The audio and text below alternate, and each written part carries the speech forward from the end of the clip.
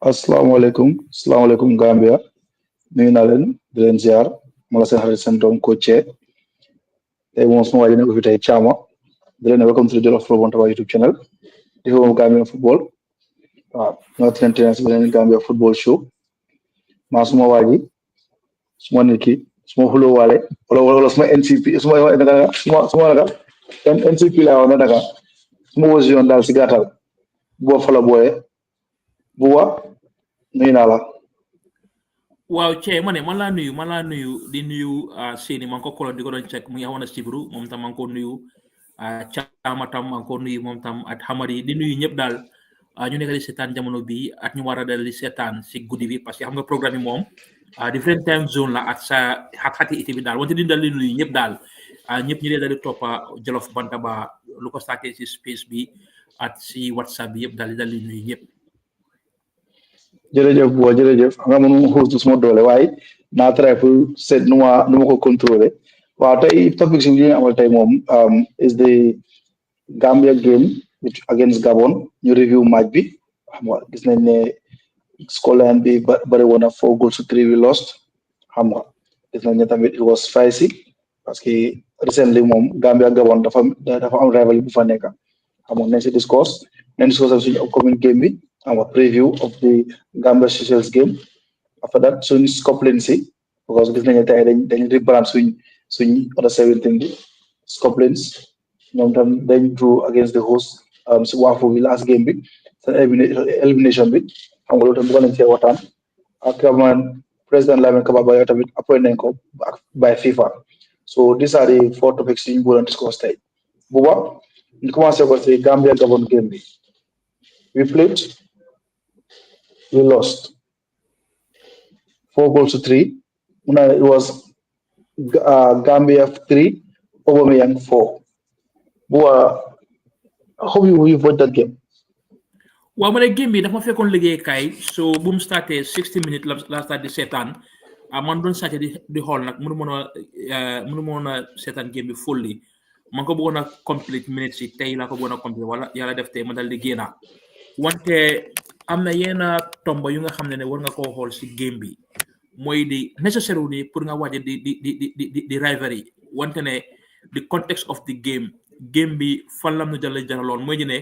ñu staboon Gabon pour bu Gabon gars yi am space seen diggante Ivory Coast mi ñu ne ñu ne roon a win Gabon because of our record sum rivalry bi at Gabon wante loolu tam amutoon wante da nga doon gis ne tam ok coach bi tam ban formation lam doon dal di play because gis nañ ne isi woon na Aboubacar Kinte start na James Gomez start na James lu yaaga started game bi James lose na lu nga xam ne mooy confidence soo ko xoolee because even audience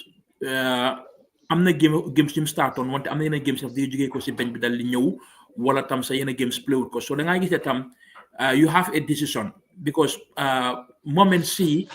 dafa occur in the course of your coaching career si national team bi yan moments lay wax mu ñu ne ok ni nga am yenn waxtu yi nga xam ne both Omar Colley ak Sirif Siñaan danoo génn si national team bi danoo gaañu danoo am suspension am na moments yi nga xam ne Musa Boro yi nga ko mintee duñ available si national team bi then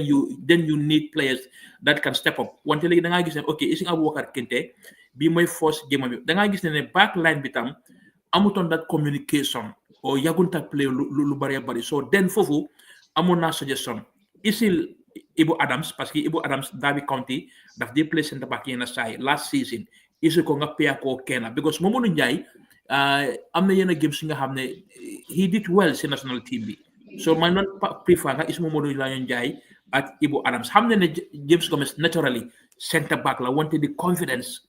bi xam nga fan lam lose confidence am na ñu nga xam ne ñu ma wax ne ok depuis Gambia ak Cameroun wante ne pour nga def own goal rek loolu taxul nga lose confidence because gisoon ne mu demoon Sparta Prague that high deal bu mu jógee woon foofu Denmark dem fële yàggul fa woon bu ñëwaat Denmark so like playing time am bi tam mu ngi ko affect because amoon naa ne the last window jabaram moo amoon doom foofu lam demoon bu attend bu pull out wante di confidence ba pare tam players amutee confidence nga koo dugal dafa métti so si gàttal game bu nga xam ne la woon ne waroon ñoo provide es waroon ñoo def lu nga xam ne sum tur da nga koo ŋànka mooy ne ok Gabon mooy ne Gambia stop na Gabon pour Gabon dem si World Cup bi so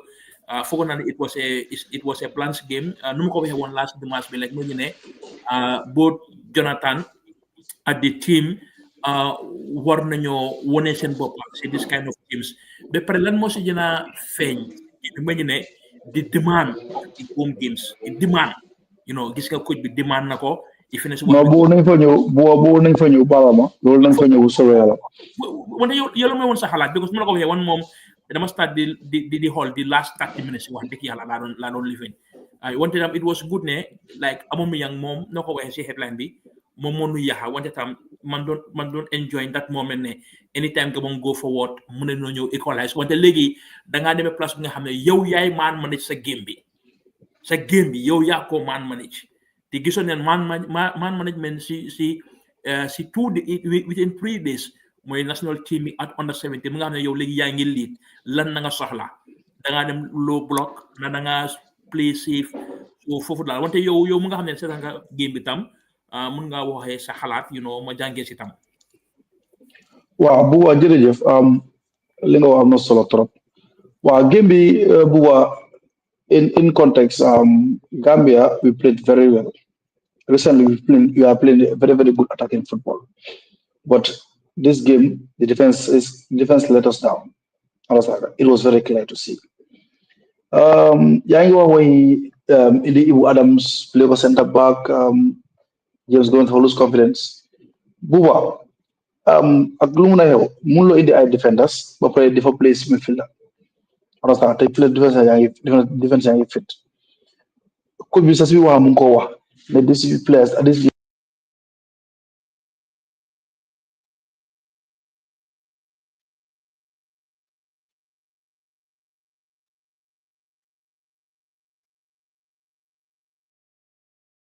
we are playing with a world-class striker, the name of Aubameyang. Understand? Look at the goals Aubameyang scored. Mola one level they could bear. Easy goals. Make around behind the defense, go through the scoring. Humble. But again, Amokuli, ni kamin problem jewa. Dafa jehal, dafa wara abal. Liye jangat la. Doyna. Understand? Ana mutai. Gambia ñoy waxat affaire mo ko li wat xam nga digala we must transit xalé yi ni fokk ñu melen time we develop ñu nekk a good player they have potential but again football experience ak levels dafa important trop te li wala ñoo jangal lolu of recent Sylvian has been one of our best defenders if not our best defenders in the national team understand at some point James Gunn was our best defender. But he is deep in form. Hamga. Follows confidence. Last break, because Javaram was in things like that. Hamga. Can Hamu Tamit because football Tamit, is play, but psychologically he's not there. So for me, understand Tamit. Can do what you feel with Pulia or Puljai. Close with how perform. But when you understand Tamit, Hamga. The transitions you happen, forgetting things. Hamga. So by health of it, definitely they could have done better. So they could have done better because there was 3 against 1. There was back 3 playing with a 4-3-3. You are playing with one striker technically. So they could have done better. Understand? Loose market, the bari, miss kick ball be, but like there was no control in game on our side. We were the better team. But we couldn't control the game. Understand? We are just like we were playing basketball. Gambia attack, so they are playing joke about attack. My one of them 5 goals, 6 goals. Because chances we are just coming rampant. Attack and key attack key, young community feel hammer. So wante ci am na lu ma bàyyi xel ñaar mooy ne lan moo tax defensive midfield bi wala midfield bi tam support ton gannaaw bi su fekkee nga xamante ne suñu gannaaw maa ngi weakoon you understand so balls yu dem si Aubameyang tam ñu fata pax yooyu tam ñaar yooyu especially di midfield mu doon dimbale gannaaw bi you understand Bua, for who it's going to be collective. Do so we or different dinga def error. It should be collective. Because ball from the jiggy when you say oh go for the first goal. Go about kick, second goal, go about kick, direct with them. Onasa, Bomulo difference 6 dara. We are playing function Bohamne, Onasanga. It's very easy to pull teams expose you. 3-4-3. Onasa. The players that are playing up on top, naturally, they are attacking my players. Moi Musa, Yanko Minde, Kenny, how to call it, CDB. So you need so, wow. So sometimes you need to be compact. Nyom three, especially Nyari Sibiti, Musa Akini, Musa Akam Yankoa, you know infield, Boka enough Nyari midfielders. Nga gis ne nañ am solid in the middle loolu nam na protect back three bi When the young then wing back when tamit ñëw down when the young loolu am ne defal Brighton. waaw waaye xam nga Brighton ni ma play Brighton li ko bi assign ak li ko bi assign fii nii nekkul benn te nga xamante bàyyi la Brighton so they play big games with top with good players for example nga play ak Man City United ak yooyu si they track back yéen track back yi waaye suñu play ak seen morom dañ ko dee wax mu taxaw si line bi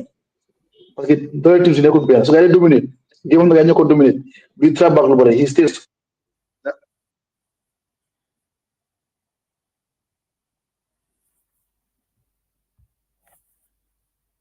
so du benn système yi nekkul benn xam nga so mu tax la coach bi moo la gën a organise team bi rek yaakaar naa ko sax bi wax su organise team bi am shape bu ñoo taxawee parce que mënu la nekk di ping pong dëgg la we have not we come like ñun mënuñoo qualify so xam naa mu ko yéene ñu play rek ñu play suñu football but sometimes xam nga you need to sit back especially when we are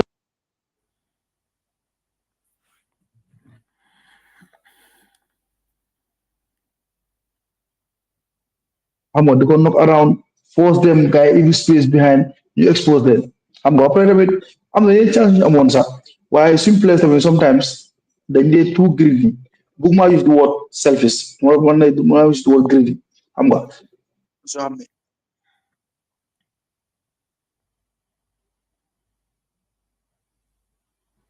understand ñu mun fa am dara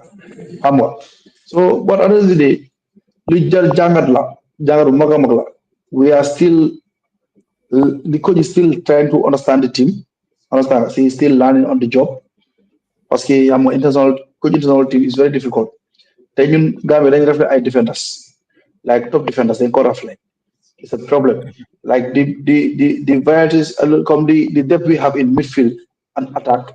understand dañ ko rafet si defense bi so loolu tamit xam nga tamit lu jara taxaw seetlu la xam nga suñu bëggee si wala war nañoo bëgg mën a dugg si Europe tamit xool Gambian descent yoo xam ne ñu fa play defenders ñu try indi leen I think loolu tamit dina help because ala kulli xaalin Omar Colley very soon dafa bàyyi so mënuñoo des nekk de tey si Omar Colley amul kenn koo mën a replace xam nga ndoy their chance was given to them but it seems like they couldn't take it so loolu daal laa si gis daal xam nga waaye tamit incident happen na after the final whistle gis nañ ne xam nga oo ñam balaa game am na red card after gis nañ Moussa Baro Yankuba Minteh ak Gabon seen gars yi ñu ngi push and pull xam nga gis nañ incident bi ak soo gisee tamit what do you have to say about that Oh, well, gis naa incident bi because of the frustration of the results ba pare tam foog naa assistant coach bi say Tiboy la nga jaay gis xam nga am na ku ko provoke from the bench xaw ma lan la ko borom wax foog naa borom dafa ñëw because bu Gabon scorer fourth goal bi celebration bi dafa bëri woon you understand from the Gabonese bench wante ne incident bu nga xam ne du dee ñaaka mu ma fàttaleku jamono Chelsea at Manchester or Chelsea Barcelona so loolu is normal comme ni nag soo nekkee sa kër ak sa family daf dee ñaaw wante is normal so it brings the rivalry some rivalry be Gabon tam daf ko jina beesal like wante ne ñun suñ place itam kenn warut fa woon a jël card going to the last game te I think ne Aubameyang tam dina regret loolu because okay Gabon am nen ñu ko mën a replace wante present tam si kanam daf dee dimbale Gabonese yi ba pare daf dee unsettle yeneen defenders yeneen defenders so it was unfortunate ne moom amoon na red card because of tam maturité bi ak experience bi tam yow mën nga koo ñaaka because dan dee sa team dan dee boot because yàlla tere woon that day suñ écolaison gars yi seen chances daf doon dal di niw trop because yaa ngi am yeneen groups yi nga xam ne tam ñu ngi def lu baax a baax pour occupy those play of sports yu fa nekkoon. dëgg la moom koy dafa cuune because like yaa ngi ne amu ko replace ko dafa jafe amuñ ko mën a replace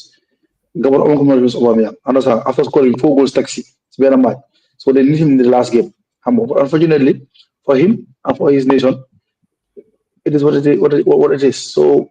mooy loolu so loolu take us to the game against Seychelles after jàngat bu ñu def si game bi against Gabon xam nga we believe that Seychelles will be an easier opponent so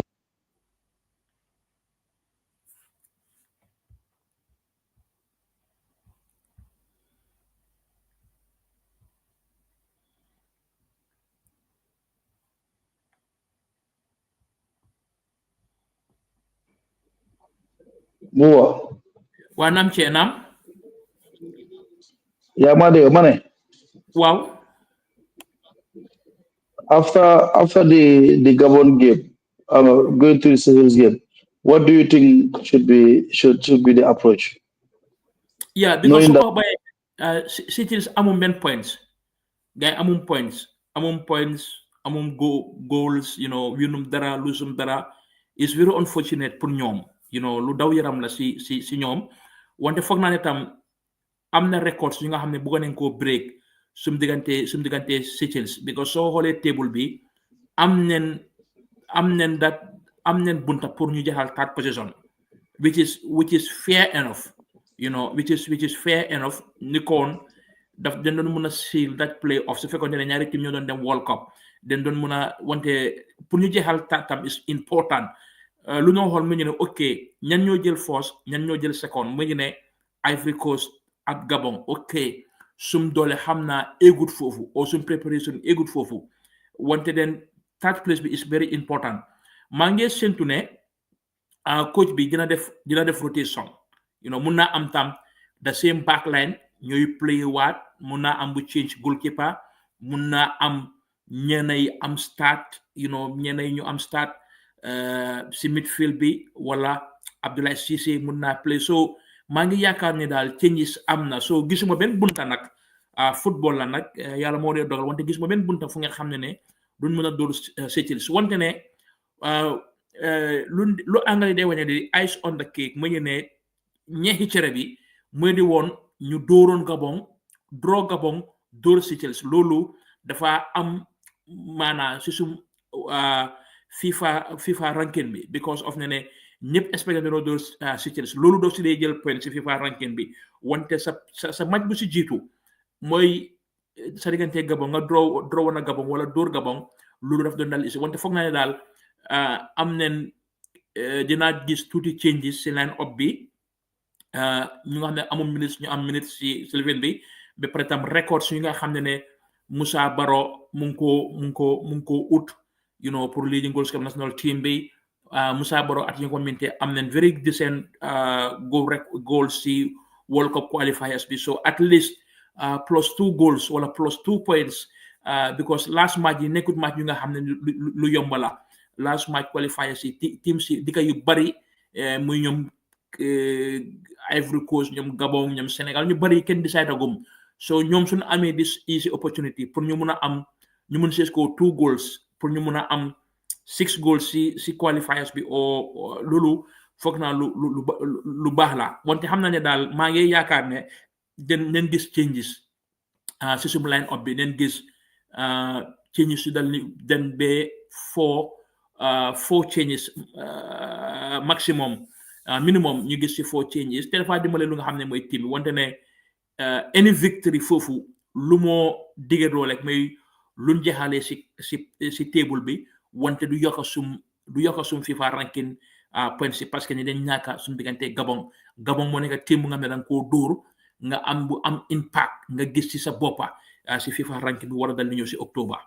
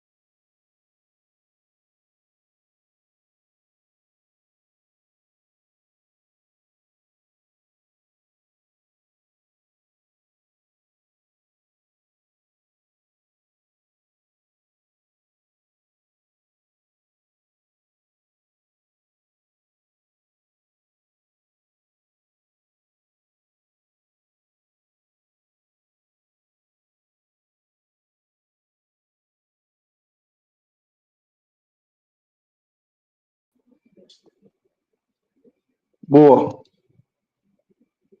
Hello, Buo. Ya Maria. Mana diga. Rek amoon some technical errors moo taxoon. Ñu ko rek amoon some technical errors. Waaye comme ni nga ko waxee rek li nga wax am na solo trop. Ne ko li nga wax am na solo trop. Yaa ngi wala am solo yaa ngi ko mité tamit mu kii nii Musa Boro mu ngi vying for the break Assane record am bi understand nga. At the same time tamit yaa ngi ko mité tamit moom tamit he's pushing hard. Because recently ñoom ñaar they have been doing wonders xam nga. So loolu tamit luñ jara xool la parce que tamit comme ni ko waxee I think currently su ma juumut ñoom ñaar ñooy jóg fi nekk li ñu score si qualifier si de xanaa au moins lu mu score keroog 4M bi au moins against Gambia techniquement score na 5 goals against Gambia si qualifiers te score na tamit ay goals against Seychelles tamit so currently ñoom tamit ñu ngi si race bi bon te yaa ngi ñu way change team bi I don't think much changes should be made pour game bi pour man mun nañoo res midfield bi Iw Adams ak kii nii ak Mahmoud Bajo o ñu res Iw Adams indi Jasper Cissé in the middle of the park mu pia Mahmoud Bajo understand nga it seems as boo daan tamit ci si xamoon ndok moom tam mun nañ koo relax ñu indi kii nii Mohamed xam nga probablement tamit mun naa res kenn si diggante Moussa Bour ak Yankob Minteh mu indi fa Aliou Fadera xam nga there are so many possibilities that can be done but backline bi moom pour man I think daf ko war a bàyyi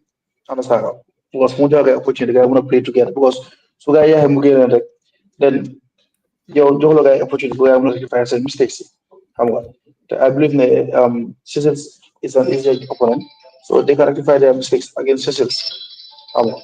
so man daal loolu laa si gis daal loolu laa si gis xam nga yeah so bu after the game boobu ñu jàll si beneen topic bi topic bu ñu ñëw next mooy the under-17 again comme last under-17 bi last year for start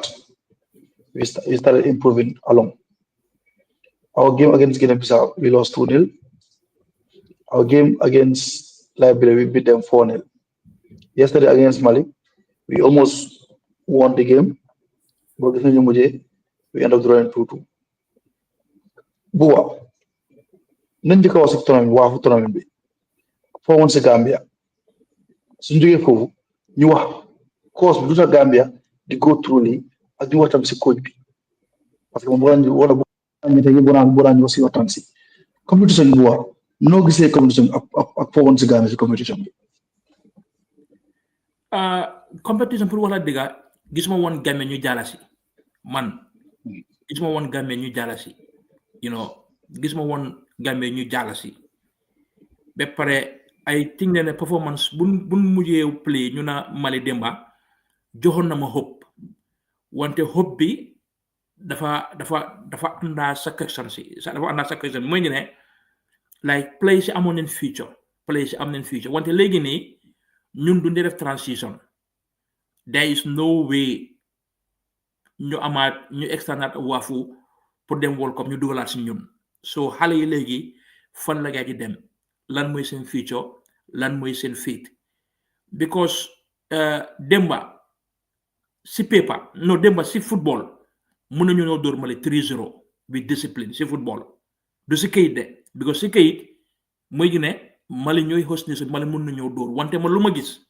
ak luñ play mën nañoo ñoo dóor Mali 3-0 4-0 waaw ñu ngi amee home fans bi mun naa am referee bi nekk seen boor mun naa am ñoom daf doon nekk impossible pour ñu toog Demba because beneen results mun doon dem against their way mooy results yi Guinée Bissau at Liberia te ñu bëri den fàtte di quality bu Guinée Bissau am because Guinée Bissau at the end of the day ñoo jël force si table boobu Sénégal ñu ngi struggle 2 games la gaay 2 games 2 draw so si performance Demba yaa ngi gis di Gambian blueprint ne Gambia mënoon naa dóor Mali si 3-0 wante nag foofu laa amagum man suma gis-gis man dama jàppane woon there was no way ñu doon qualify because Liberia mooy woon saraxi groupe bi wante ne tam war nañoo dal di sant Liberia gërëm Liberia parce que ne ñoom ñoo nekk di right track ñun den dee wax benn kaddu wante duñ ko dee jëfandikoo mooy ne ñu ngi develop Liberia clearly cee daf la wone ne ñii grade 6 xale la leen isil grade 9 xale leen la isil yow Liberia rek soo leen xoolee wante loolu lu moo jur ëllëg mooy ne team bi nu football yi dalee demee si Liberia soo si investé in 3 years time ni nga am one of the best under 20 teams si Africa you understand so xaw ma na tontu naa sa question because am na beneen question yu ma laajte wante nu ma gis si suñ team bi performance am bi loolu laa tontoogum soo xam na nga bëgg ma dugal si yeneen ñaari tontu yi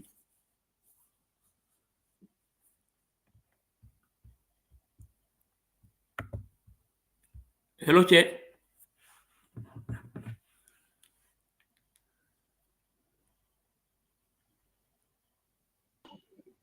booy ma dégg ko mën a diga waaw man a jërëjëf si kàddu rafet yi man suma gis-gis si performance si booy yi again lu happen last year moo happen this year poor preparation you can see we have very good young players quality players xale yu xarañte mun football but again football is a collective game understand xale yi suma jumut 23rd of last month lañ doog am seen squad pour train together nga play sa first game on the 5th du magic bu wa mun loo ko magic understand ak ñoo xam ne ñu ngi prepare continuously xam nga Gambia managed to score 6 goals in competition in three group games. That is massive. Even the game against Guinea-Bissau, we lost. But look at the way the boys played. But again, there are some little details so was missing. Preparation the understanding between the players.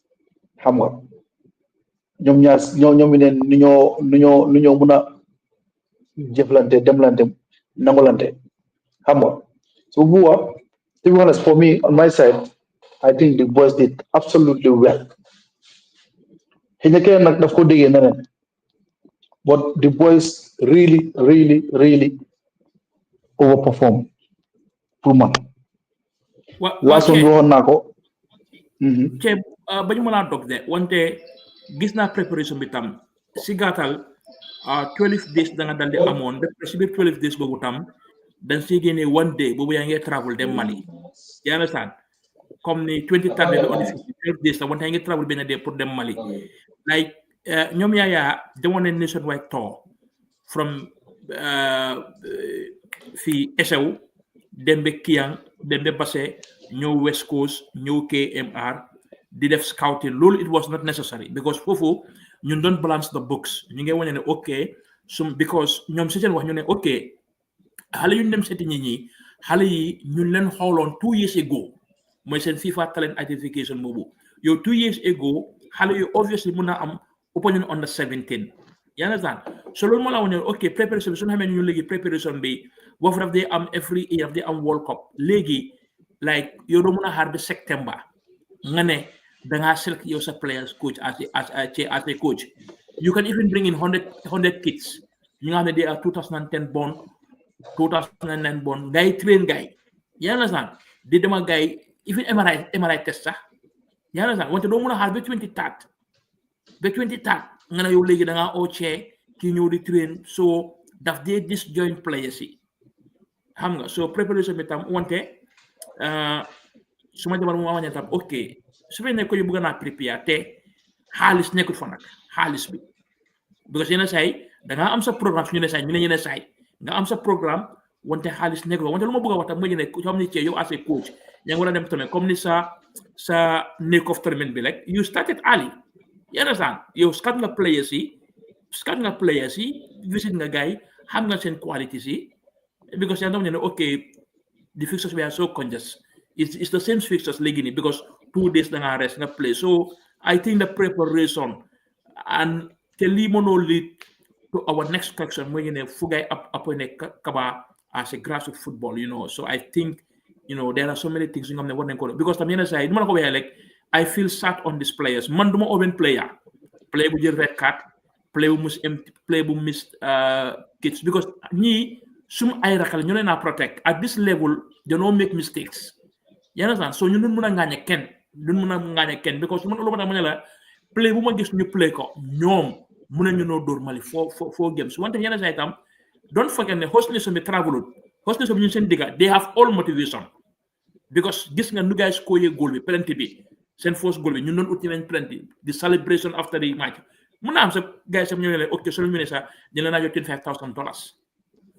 xam nga so sometimes du dee fear si suñ place especially if in the national team because doo expect national team bi door Gabon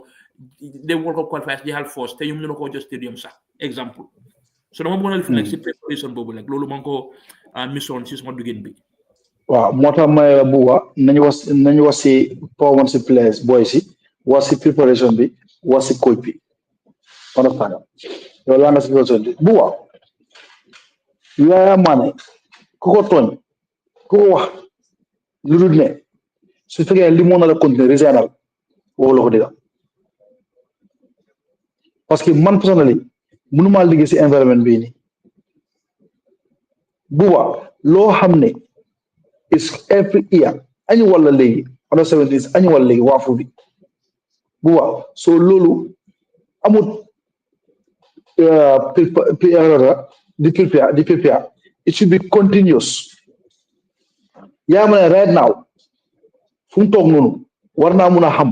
next batch bi ñan la yaa ma ne right now su ñëwee rek dafa war a work on pour next year understand loolu nag yaa ma ne mënu ko am because of amul funding bu mu soxla as a coach understand nga continuity woo noonu yaa ma ne mënu ko am wante léegi xaalis daf dee jóge si FIFA xaalis daf dee jóge si FIFA ak CAF especially for grassroots football youth football ak women football loolu moom maa ngi ñëw dee dugga si waaw maa ngi ñëw ba tey maa ngi ñëw si préparation bi ak Yaya Mane lu mu war a def comme right now nii su ñibbisee am na place yoo xam ne already next tournament duñ qualify ñooñu dafay na génne ngum ñi nga xam ne am na leen ba pare mu keep leen léegi yaa ngi su ñëwee right now nii time bi nii is the best time mu demaat on another tour scouting understand nga another tour scouting mu mën a ceere just some seconds like because Yaya Mane ak Ablaye Bojang léegi nekkum dinañ jox contract based on tournaments ñoom they are full time national team coaches te di seen wax booy wax ne loolu laa waxoon laay boojaan soo ñëwaatee rek you know amu da ngaa dem si cee dinaan ataaya vous ngay dem si training ground yi cee or training ground ni on the women national team bi yow yaay full time coach yow da ngaa liggéey léegi moom dañ la employ te moom ne ko ne dañ la employ WAFU bi léegi dañ la employ full time chair you understand so the statistics and the players you know full coach doo leen di jël kick off Brikama United seen Super Cup wala ngaa dem jël Gunjur mun ngaa dem di jël kick off yooyu de wante yow that 8 to 5 dafa war a meaningful chair national team ok Buwa baalal ma la demee question Buwa yow lan nga moom journaliste la Buwa léegi tey yow looy liggéey du sa laptop bi waaw Buwa léegi man tey su ma la jeexee job ma ne Buwa I want you to write for me te jox ma la looy bindi di nga mën a binda yaay ma ne loolu moo ko dal man am na tey du defee yaay ma ne yaa de I know what is happening on the ground Gambia laa nekk no understand yaa ngi wax di environment the working environment exactly xam nga Laye Bojang ak yaay ma ne bokkuñ Laye Bojang luxury bu mu am yaay ma ne amu ko because Laye Bojang first second division la am ak international players so moom am na that luxury of having those players easily mu am problème boobu yaay ma ne is dealing with grassroots football xale yoo xam ne ñu ngi si ay académie xale yoo xam ne ñu ngi si ay school understand nga ñaata xale nga mun a dajale process bi challenge of an MRI test all those things mu fa so yaa ma ne challenge of moom mu mun koo make understand nga dafa over slim parce que amul tuut si mu soxla pour mun a succeed moo tax man dama ko dee wax understand nga achievement la am nii last two WAFU years moom achievement bro teams are getting pre-season 6 weeks pour prepare pour season bi nga expect national team di prepare 10 days pour dem national competition against play team ñoo xam ne dañ ñaaga camp xool yi dañu am ay preparation yaa amul test match amul test game amu ko yeneen dëkk yi liggéey on so many things yaa ma ne ku ko wax mooy la ku ko wax lu de resignal su ceeñut woo la ko dëgga understand nga dëgga la nag nit ki da ko mu bàyyi liggéeyam foo xam ne mu ko fee ko te mooy carrière am waaye am na fu mu dee toll wante ci lan moo tax ne ok léegi mooy seen montée final with all these challenges seen montée final there are people ñu jël crédit si moom ñu jël crédit that's Gambia for you Gambia ñu bari duñ nangoo liggéey ba chance amee ñu taxaw man la come on what have you done yaa ma ne suffering big time yaa ma ne amul si only preparation de mun na indi place am sax but he's also thinking of MRI test so all those things as a coach you war ko enu you have your technical preparation you have to do your tactical workout your physical preparation for these kids am na yaa ngi indi xale yu musu ñoo play football bu correct nga war a play xale 90 minutes xale yu dafa war a fitee there are so many challenges yaa ngi ne you go through man soo ma la man dama resign man electric mu change or ma resign understand nga but with this environment non mun na fa am success possible bu waaw so yaa ma ne daal ku ko wax lu ne resignal su tig change woo la ko luy dëgga parce que lii mënut a continuer xoolal ñu bëri ñu ko bileen right now ko ju baaxut yaa ma ne di bilaay amut instrument pour mën a am result suñu soxla mënu ko danga ko dee wax bu waa look at this team bu play WAFU bi ak last WAFU bi tamit xale yooyu suñ tëroon extra 1 month together dañoo win competition bi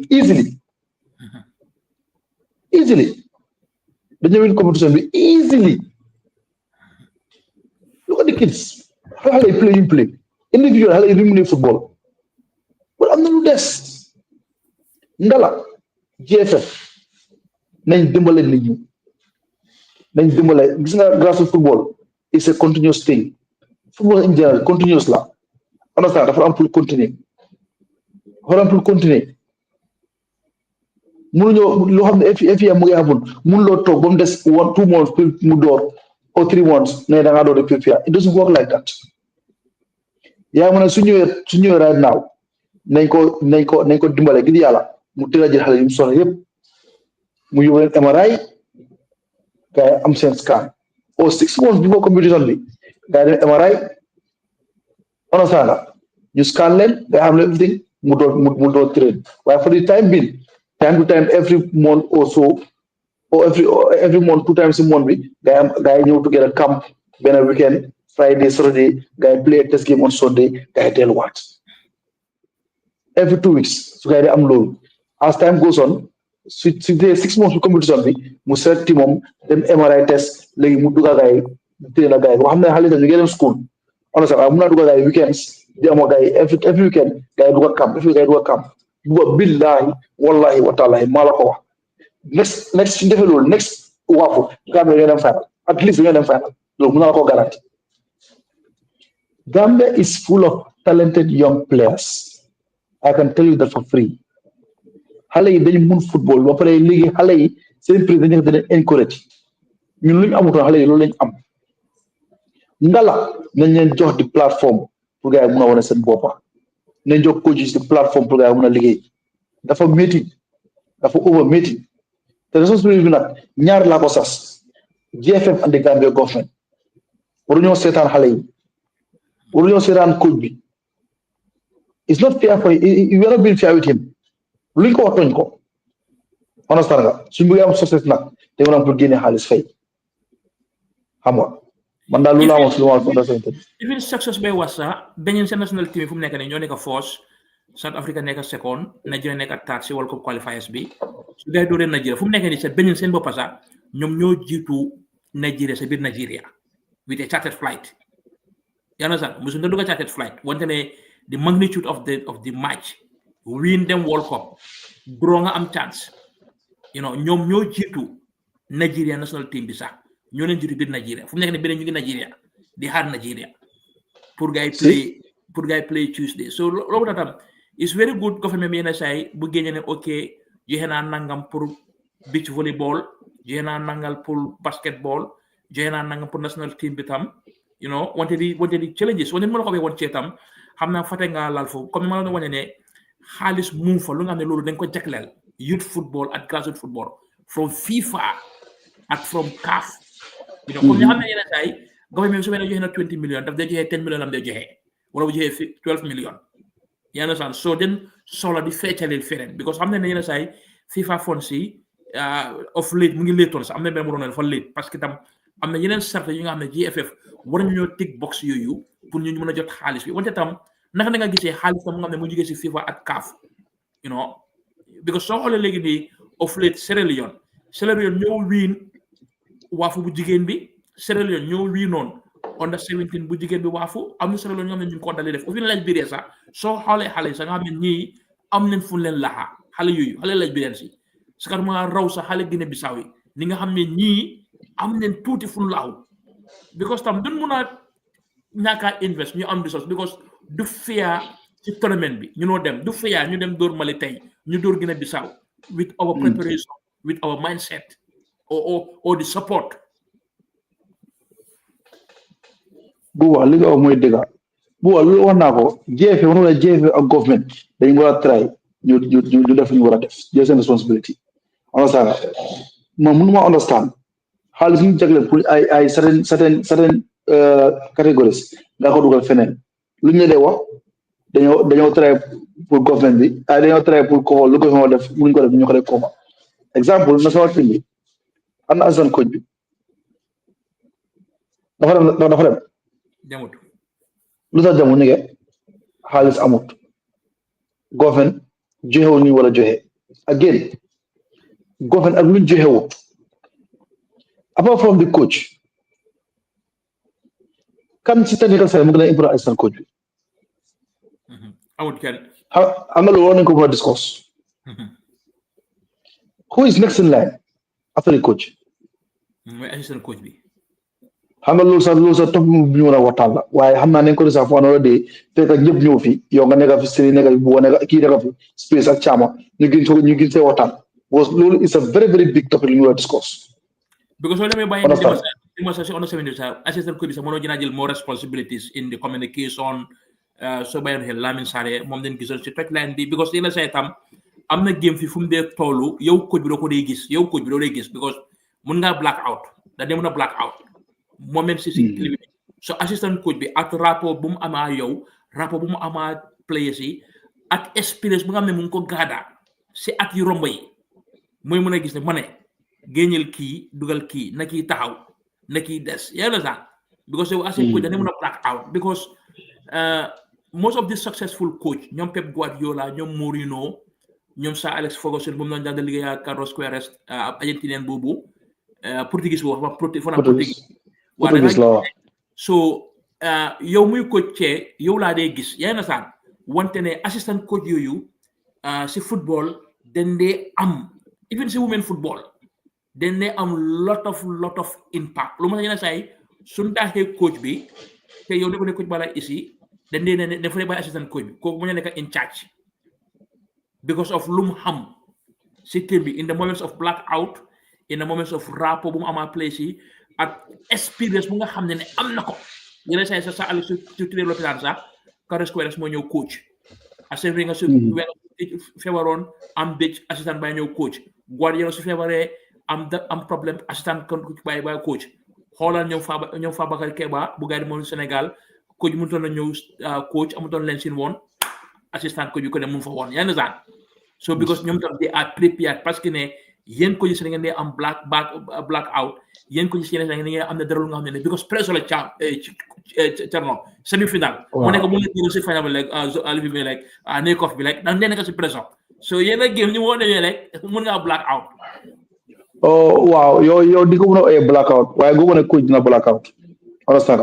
It's all about teamwork. Understand? There are certain coaches they are loud. Some coaches they are not loud. Understand? Certain coaches ñoom dañoo toog di gis ñoo gis di jox instruction pour as ko taxaw wax ko. Am na ñoom ñooy jël di lesson ñoo taxaw di wax. Am na dañoo toog su jëree wax ñu jóg ñu wax. Xam nga understand nga de? Coach bu nekk personnalité mu am noonu lay liggéey. Coaches are different. How understand it? I'm not a coach. They do their talking in the dressing room, on the training ground. Understand? Some coaches they do that, but also when they start when the game starts, they're always on the third line, try to be the 12th man on the field of play. These two are different. At some point, yeah, I already what understand that. But last minute, let's just say how with it. So Lulu, you know same deal now. Understand? Those minute dara. But again, you feel away more importantly, assistant coach. Understand? Team bogis the for nduru coach bi. Kuy liggéey dama liggéey on a coach bi on a coach bi. Bonne voice ta wara nekka. Understand? Waaye coach bi tamit dafa yaakaar si assistant coach sam. Yow li nga awee blackout mooy léegi ba si biir game bi. Understand? Game bi réer la. Fekkee daal mu réer la comme par exemple team la Real di Banjul xam na naa lay weeje nag Yusufa Sagnane jógee Lamine moom mooy nekk si bench bi moom xaw li liggéeyam opponent bi seen shape bi seen plan of play nu gars yi di play moom loolu mooy liggéeyam su daa gis léegi-léegi gigs dafa nekk si toj laan bi play ba ngay go on bu jékki-jékki rek orosaaga xëy na mu gis na teg ne ko di woo mu gis Yusufa ne ko Yusufa luy problème bi what's the problem xam nga communication boobu de comme play bi demut réew bu ñëwee wu play bi da koy dem réew li nga struggle su xaa laaj luy problème bi boo isa ñoo dégg ko ne ko bu gars yi mën xam bu motion star play bi waaye gars yi dañ ko lokk léegi ñoom dañ lokk bu pare di place beneen side bi on a saaga so loolu mooy issue bi so foog ñu try ñu tëj gars yi mën a release bu baax on a saaga loolu yëpp team la ku nekk da nga am rôle boo xamul loolu kenn xamul lépp te yaa ngi loolu am solo su la tëj nag di am pression on a saaga léegi am na gis nag di am pression so dafay tax loolu dafay di overcome ba nga xam ne léegi am na yoo xam ne dafay day raw understand te yow kenn mënuloo toog di xool 22 players nga war a observe including the referees décision si dafay di jël all those things yëpp dafa bokk si match bi moo demee xam nga so mu tax assistant coaches are very very important especially sa second in command because kooku mooy nekk sa trusted sa most trusted lieutenant mooy sa vice président bi understand nga su dee yow yaay directeur bi mu mooy sa manager bi su dee yow yaay jëkkër mu mooy sa jabar understand nga so it's just crazy Gambia ñun dañ dee fo ñun dañ bëgg football ñun dañ ko football ñun dañ dee caaxaan te loolu ñëpp si noppi jeexee ñu mus a communiquer si loolu ba tey communiquer duñ lu tax lay sax demut mi di awla ñu nga génnee balaa ngay di ko balaa ñëw publicité bu da nga gis vidéo yi bu dem ah am situation ñu ngi dem ñoo xam ne am fa bëccëriñ ñu yóbbu gaay it's just crazy buwa Gambia we have a long way to go fii réel dëkk ndeysaan la li mu ne ma ngeen joxoon réew mi ma jiite réew mi wala leen yoon bi defaraat réew mi lii rek a tax yu mel ni rek a mooy frustré buwa bi lay awlay tray buwa ñu close programme bi dem si last topic bi bon mi ngi am si 1 hour mooy gis ne Kaba appoint nañ ko as FIFA grassroots football man nag wax dëgg yàlla amoon time bi pour go over portfolio lifinam bi how to call it TOR bi of appointment bi ñu ko appoint lan ak lan la soxla lan liggéey la moo def waaye xam naa daal di word grassroots moom soo ko déggee understand nga xam nga lu mu min xam nga yow bi nga xam ne yow sa liggéey la yow journaliste nga xarañ nga xam nga man du ma journaliste man coach la understand nga ñoo ne journaliste xarañ nga du ñàkk yow dafa si gestu xam nga appointment Kaba bi first of all it's good for Gambia. We have been recognized in the world stage, FIFA. It's good for Gambia. Understand? In that context. Understand? But again, ban njëriñ lañu amal ñun internally inside the Gambia. Understand? Ak tamit Kaba appointment bi lan la intel bu wax so ci la waaw ñun nekkuntoon ñi nga xam ne journaliste yi nga xam ne ñu ngi ko doon seeyaa suma boss bind na ko suma boss bind na ko wante maa ngi foogoon ne tam that day FIFA den baaxoon trop that day because den baaxoon comme ni nga ñëw rek nga jox ma sarax bu duuf